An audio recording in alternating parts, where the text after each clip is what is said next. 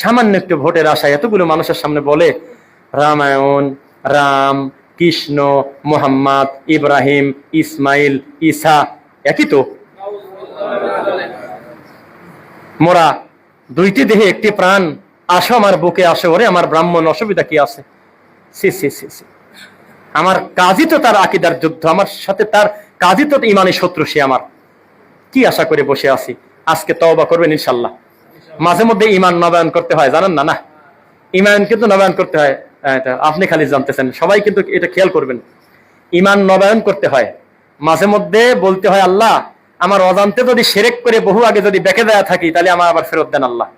তাহলে আল্লাহ ইউবাদদিলুল্লাহু সাইয়্যাতিহিম হাসানাত, অতীতের এই অ্যাকাউন্টে থেকে সব ফেরত যাওয়াগুলো আবার আল্লাহ, এটাকে কি বলে, ফিরানাকে কি বলে, রিসাইকেল কি, ফিডব্যাক, বা আবার ব্যাকে চলে আসে, আল্লাহ দিয়ে দেবে ইনশাল্লাহ। আল্লাহ যেন তাই দিয়ে দেন, বলেন আমিন।